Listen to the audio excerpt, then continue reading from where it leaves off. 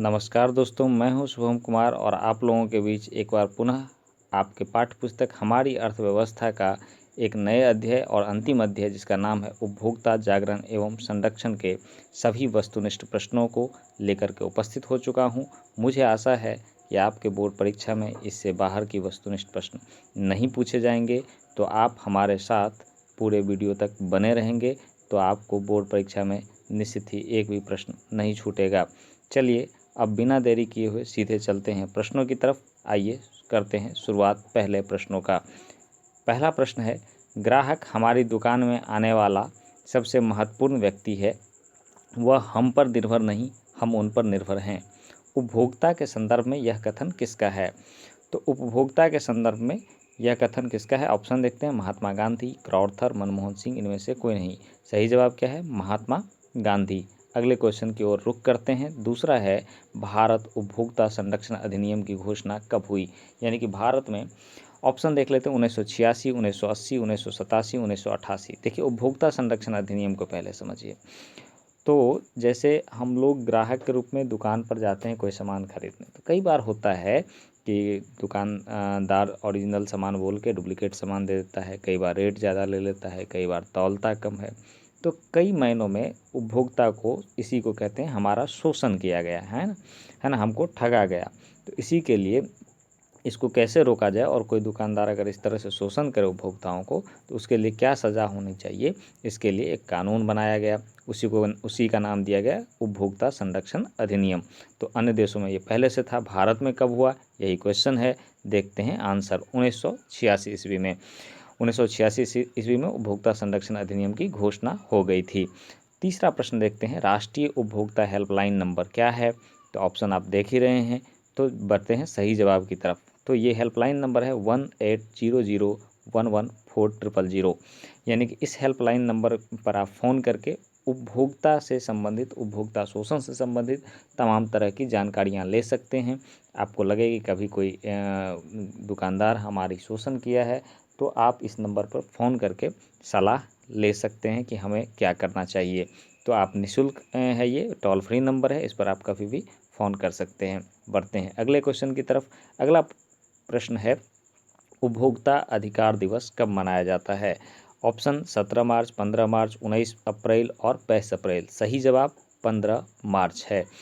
तो उपभोक्ता अधिकार दिवस, ये देखिए यहाँ पे एक कन्फ्यूजन वाली बात होगी, ये अंतर्राष्ट्रीय उपभोक्ता अधिकार दिवस है, ये अंतर्राष्ट्रीय विश्व के सभी देशों में मनाया जाता है, इसीलिए 15 मार्च होगा। भारत में एक अलग से भारतीय उपभोक्ता दिवस मनाया जाता है। ये कब मनाया जाता है, ये आगे हम लोग क्वेश्चन में डील करेंगे, लेकिन यहाँ पे आपको 15 मार्च उपभोक्ता अधिकार दिवस याद रखना है, ये अंतर्राष्ट्रीय स्तर पर मनाया जाता है। पढ़ते हैं अगले प्रश्न की तरफ। पांचवा प्रश्न है, स्वर्ण आभूषणों की परिशुद्धता को सुनिश्चित करने के लिए किस मान्यता प्राप्त चिन्ह का होना आवश्यक है? ISI mark, hall mark, egg mark, इनमें से कहीं नहीं। तो होता क्या है दोस्तों, सोना ऐसा चीज़ है जो हर व्यक्ति उसके ओरिजिनल है या नहीं है ये नहीं पहचान सकता, और खरीदते सभी लोग हैं। तो ऐसे में समस्या है कि दुकानदार आपको डुप्लीकेट सोना भी बेच दे। तो इसके लिए गवर्नमेंट ने एक उपाय निकाला, कहा कि हम एक मोहर देंगे और जो वो मोहर दर्शाएगा कि ये सोना ओरिजिनल है, क्वालिटी है इसमें, है ना।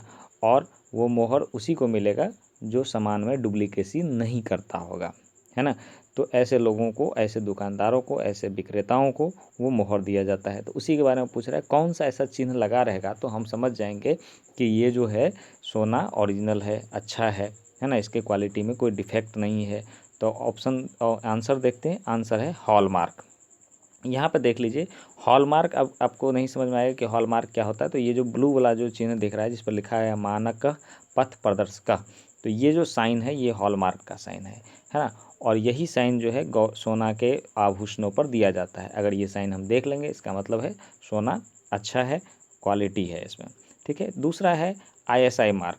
ISI मार्क ऐसे खतरनाक वस्तुओं पर दिया जाता है जिससे जीवन को खतरा होता है ना। तो उसके क्वालिटी को मेंटेन करने के लिए, ताकि जैसे मान लीजिए कि बिजली का कोई सामान है तो उसमें खतरा है, डुप्लीकेट सामान रहेगा, कभी स्पार्क कर जाएगा तो आपको झटका लग सकता है। तो ऐसे वस्तु जो खतरनाक होते हैं उसके क्वालिटी को चेक करने के लिए ISI जो है वो साइन दिया जाता है। तो पहले एक ऐसे ऑर्गेनाइजेशन है जहाँ पे वस्तु बनने के बाद क्या होता है, टेस्टिंग के लिए जाता है। तो उसमें से रेंडमली मान लीजिए 100 पीस वस्तु बना, उसमें से 2-4 निकाल करके टेस्ट कर लिया जाता है कि इसका क्वालिटी कैसा है, और टेस्ट करने के बाद उसको क्या किया जाता है, ये ISI मोहर दे दिया जाता है। बाद बाकी वो सभी प्रोडक्ट्स पर उसको लगा देते हैं। तो इस प्रकार से हम उसको देख सकते हैं कि इसका क्वालिटी बहुत अच्छा है। तो इसीलिए कहा जाता है कि ISI मार्क वाला ही वस्तु हमें खरीदना चाहिए। तीसरा है एग मार्क। एग मार्क क्या होता है, ये खाद्य प्रोडक्ट पर लगाया जाता है, यानी कृषि उत्पाद जितना है, जैसे चावल, गेहूँ, इसमें मिलावट नहीं हो, ओरिजिनल हो, केमिकल्स नहीं लगाया हो, जैसे तेल वगैरह पर भी होता है। तो जितने भी खाने वाले चीज़ें होते हैं उस पर एग मार्क का मोहर लगा होता है, ताकि ये मोहर जिस पर लगा हुआ है इसका मतलब ये भारत सरकार के द्वारा प्रमाणित है ना। वो टेस्टिंग के लिए लैब में भेजा गया था इसको, तो वहाँ से ये पास करके आया है, तो इसको आप अच्छा क्वालिटी का मान सकते हैं। चलिए अब बढ़ते हैं अगला प्रश्न की तरफ। छठा है, यदि किसी वस्तु या सेवा का मूल्य 20 लाख से अधिक तथा 1 करोड़ से कम है तो उपभोक्ता शिकायत करेगा। तो देखिए, जब भी कोई वस्तु के साथ खरीदने पर हमें हमारे साथ धोखाधड़ी होता है या हमारा शोषण होता है, हमारा मतलब उपभोक्ता का, तो हम लोग कंप्लेन करते हैं। कहाँ कंप्लेन करेंगे, तो उसके लिए एक फोरम बनाया गया है ना। उसके लिए हम लोग शिकायत करेंगे कहाँ, तो हम लोग शिकायत करेंगे उपभोक्ता फोरम में। आप कहेंगे सर उपभोक्ता फोरम कहाँ होगा, तो उपभोक्ता फोरम हर जिला में भी होता है, राज्य का अलग होता है और राष्ट्रीय स्तर पर भी होता है। 3 स्तर पर त्रिस्तरीय है, जैसे पंचायती राज में हम लोगों ने पढ़ा था। तो पहला होता है जिला स्तरीय, लेकिन उसका एक लिमिटेशन है। तो यहाँ पे हमारा क्वेश्चन पूछ रहा है कि 20 लाख से 1 करोड़ के बीच में अगर है किसी वस्तु का मूल्य, तो अब कहाँ कंप्लेन करेंगे। तो ऑप्शन उत्तर देख लेते हैं, राज्य आयोग में करेंगे, राज्य उपभोक्ता आयोग में हम कंप्लेन करेंगे। तो अब आपके मन में सवाल आया कि जिला में कहाँ कहाँ कब करेंगे, तो जब 20 लाख से वस्तु का कीमत कम हो और उसमें हमारा शोषण हुआ हो तो हम जिला फोरम में शिकायत करेंगे, और जब 1 करोड़ से अधिक का वस्तु मूल्य हो और उसमें अगर हमारे साथ धोखाधड़ी हुआ हो तो हम राष्ट्रीय आयोग में कंप्लेन करेंगे। आशा है कि आपको कंसेप्ट क्लियर हो गया होगा। अगले क्वेश्चन की तरफ बढ़ते हैं। 7वां प्रश्न है, उपभोक्ता द्वारा अधिकार द्वारा शिकायत करने के लिए आवेदन शुल्क कितना लगता है। मतलब अगर हम शिकायत करेंगे तो हमको एप्लीकेशन डालने का कितना रुपया लगेगा। तो अब उत्तर देखते हैं सीधे। उत्तर है इनमें से कोई नहीं, यानी कि उपभोक्ता द्वारा शिकायत करेंगे जब हम उपभोक्ता फोरम में, यानी कंज्यूमर कोर्ट में उसको इंग्लिश में कहते हैं, वहाँ पे शिकायत करेंगे तो वहाँ पे शिकायत करने के लिए कोई भी शुल्क नहीं लिया जाता है, वो शुल्क फ्री है। बढ़ते हैं अगले क्वेश्चन की तरफ। 8वां प्रश्न है, व्यक्ति जब वस्तुएं एवं सेवाएं अपने प्रयोग के लिए खरीदता है, माफ़ करिएगा यहाँ पे मिसप्रिंट हो गया, खरीदता है, तब वह खाली स्थान कहलाता है। तो जब हम कोई वस्तु अपने सेवा के लिए या प्रयोग के लिए खरीदते हैं तो क्या कहलाते हैं, तो सीधा आंसर पर चलते हैं, उपभोक्ता कहलाते हैं। क्या कहलाते हैं, उपभोक्ता। जैसे कि मान लीजिए हम एक तेल लेने गए दुकान, तो वो हम अपने सेवाओं के लिए या अपने सुविधा के लिए खरीदने गए, है ना, यूज करने के लिए खरीदने गए, तो हम क्या कहलाएंगे, उपभोक्ता कहलाएंगे। लेकिन वही तेल अगर दुकान वाला खरीद रहा है दूसरे दुकान वाले से, तो वो उपभोक्ता नहीं होगा, है ना, वो व्यवसायी है ना। जब हम वस्तु अपने प्रयोग के लिए खरीदते हैं तब हम क्या कहलाते हैं, उपभोक्ता कहलाते हैं। ठीक है, ये बात ध्यान में रखना है। अगले प्रश्न की ओर बढ़ते हैं। निम्न में से कौन उपभोक्ता के शोषण का कारक है। ऑप्शन देख लेते हैं, मिलावट, कम तौल, कम गुणवत्ता वाली वस्तु और इनमें से सभी। सही जवाब क्या है, सभी। यानी कि उपभोक्ता के शोषण के कारण कौन कौन से हैं, मिलावट, अगर हमें मिलावटी वस्तु मिलेगा तो इसका मतलब है हमारा शोषण हो रहा है, हमारा मतलब उपभोक्ता का। अगर हमको कम तौल के कोई वस्तु दिया तब भी शोषण हो रहा है। तीसरा है, अगर ओरिजिनल क्वालिटी बोल के डुप्लीकेट क्वालिटी पकड़ा रहा है, गुणवत्ता मतलब क्वालिटी, तो तब भी हमारा शोषण हो रहा है। तो ये सब शोषण के कारण है, इसीलिए इसका आंसर सभी हो जाएगा। अगला प्रश्न यानी कि 10वां की तरफ देखते हैं।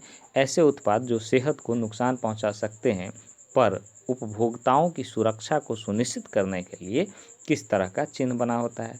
तो ऐसे उत्पाद जो सेहत को नुकसान पहुंचा सकते हैं उस पर क्या होगा कि उपभोक्ताओं की सुरक्षा को सुनिश्चित करने के लिए तो एक विशेष प्रकार का चिन्ह बना होता है सरकार के द्वारा अप्रूव होकर, जैसे मैंने आपको बताया। तो इसमें भी ऑप्शन वही है और इसका सही जवाब क्या है, ISI मार्क। तो ISI मार्क मैंने आपको बताया कि जैसे कि बिजली का कोई सामान है तो जैसे स्विच अगर आप खरीदने जाएंगे तो आप देखेंगे उस पर इस तरह का मार्क बना होता है। तो हमेशा इसी ISI मार्क वाला ही बिजली का सामान खरीदें, क्योंकि ये खतरनाक है और इसमें क्वालिटी में अगर थोड़ा सा भी खराबी होगा तो आपको झटका लग सकता है घर में, है ना, करंट लग सकती है, घर में आग लग सकती है। इसीलिए इस तो गवर्नमेंट क्या करती है, उसको टेस्ट करती है पहले, और गवर्नमेंट के टेस्ट में जो पास हो जाता है उसी पर ये मार्क लगाया जाता है। जैसे हेलमेट है, तो हेलमेट हमारे सुरक्षा के लिए है, और अगर हेलमेट डुप्लीकेट होगा तो जब हम लोग एक्सीडेंट करेंगे तो फिर बिना हेलमेट वाले और हेलमेट वाले पर कोई फ़र्क ही नहीं रह जाता। इसीलिए हमेशा कहा जाता है कि ISI मार्क वाला हेलमेट ही पहने। तो इस तरह के तमाम ऐसे वस्तुएं जिससे खतरा होता है या जो हमारे सुरक्षा के लिए बनाया गया है उसके क्वालिटी में दिक्कत नहीं होनी चाहिए, इसीलिए ISI मार्क उस पर लगाया जाता है गवर्नमेंट के द्वारा चेक करके। बढ़ते हैं अगले प्रश्न की तरफ। 11वां प्रश्न है, अगर उपभोक्ता राष्ट्रीय फोरम से संतुष्ट नहीं होता है तो वह आदेश को कितने दिनों के अंदर उच्चतम न्यायालय में अपील कर सकता है। तो हमने पिछले क्वेश्चन में देखा था कि जब हम लोग के साथ शोषण होता है, उपभोक्ता के साथ शोषण होता है, तो हम लोग अपील करते हैं, यानी कि केस करते हैं। कहाँ पे? कंज्यूमर फोरम में, ठीक है। तो कंज्यूमर फोरम या कंज्यूमर कोर्ट में तो हमने देखा है कि जिला स्तरीय है, राज्य स्तरीय है और केंद्र स्तरीय है। लेकिन जब हम तीनों स्तर पार कर जाएंगे फिर भी अगर हमको संतुष्ट नहीं होंगे राष्ट्रीय फोरम से, तब हम कहाँ अप्लाई करेंगे? तब हम उच्चतम न्यायालय में जाएंगे। लेकिन उच्चतम न्यायालय में कितने दिन के बाद जाएंगे या कितने दिन के अंदर जाना होगा हमको? तो जब ये राष्ट्रीय फोरम जो है ये फैसला दे देगी, उसके कितने दिनों के भीतर? 30 दिनों के भीतर। तो सही आंसर इसका क्या हो जाएगा? 30। 12वां प्रश्न है, मानवीय अधिकारों की रक्षा और उसके अधिकार से संबंधित हितों की सुरक्षा प्रदान करती है।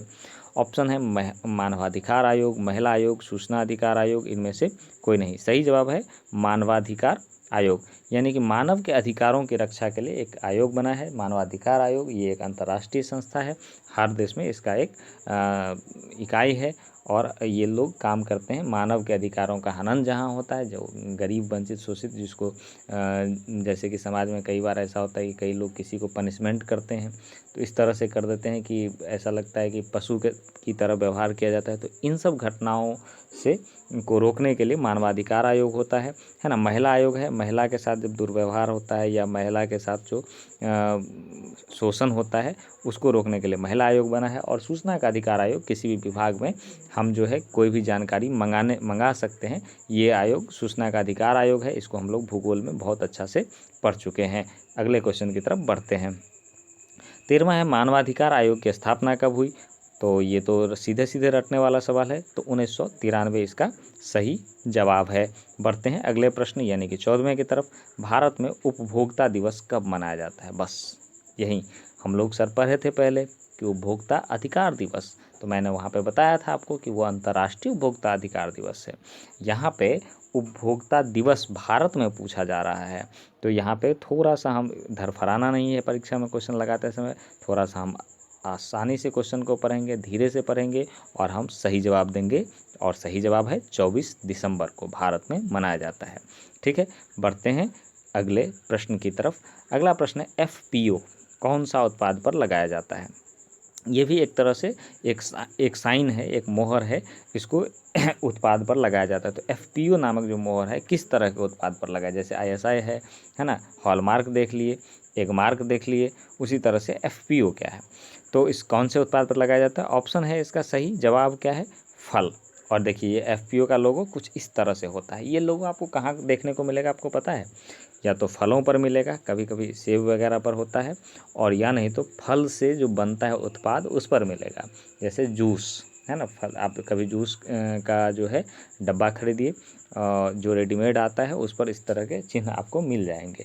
जिस पर ये चिन्ह नहीं मिलेंगे इसका मतलब वो आपके सेहत के लिए हानिकारक हो सकता है। FPO का मतलब ये जो मोहर लगाया गया है ये जांच करके लगाया गया, उसके प्रोडक्ट को गवर्नमेंट के लैब में जांचा गया है और वो प्रोडक्ट आपके सुरक्षा की दृष्टि से एकदम खरा उतर रहा है, इसीलिए उसको ये मोहर दिया गया है उस कंपनी को। तो ये उसके मानक है एक तरह से। बढ़ते हैं अगले प्रश्न की तरफ। निम्नलिखित में उपभोक्ता का अधिकार कौन नहीं है? तो पहला है ऑप्शन क्षतिपूर्ति का अधिकार, सुनवाई का अधिकार, रसीद नहीं प्राप्त करना और सुरक्षा का अधिकार। तो हम लोग पहले पढ़े थे जब उपभोक्ता संशोधन अधिनियम बन रहा था तो उसमें कुछ अधिकार दिए गए थे उपभोक्ता को, तो उसमें कौन कौन से अधिकार दिए गए थे, तो इसमें पूछ रहा है कौन अधिकार नहीं है। तो देख लीजिए, क्षतिपूर्ति का अधिकार है, सुनवाई का भी अधिकार है, मतलब अगर हमारा क्षति हो रहा है, आप कोई सामान दिए और वो जो है एक ही दिन में ख़राब हो गया तो क्षति हो गया, तो उसका अधिकार है, हमको क्षतिपूर्ति देगी कंपनी। सुनवाई का अधिकार है, हम अपील कर सकते हैं। सुरक्षा का भी अधिकार है ना, कोई सुरक्षा प्रोडक्ट है तो।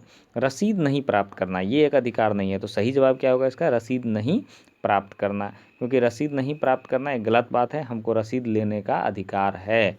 ठीक है, तो रसीद नहीं प्राप्त करने का कोई अधिकार नहीं, रसीद लेने का अधिकार है, तो इसीलिए इसका सही जवाब ये हो जाएगा। मुझे लगता है ये आज का अंतिम प्रश्न है, तो आज की क्लास हम लोग यहीं पर विराम देते हैं। हम मिलेंगे फिर अगले वीडियो में, तब तक के लिए okay, good day and take care. आप चैनल को सब्सक्राइब ज़रूर कर लें और वीडियो को लाइक करें और अपने साथियों तक भी ज़रूर शेयर करें।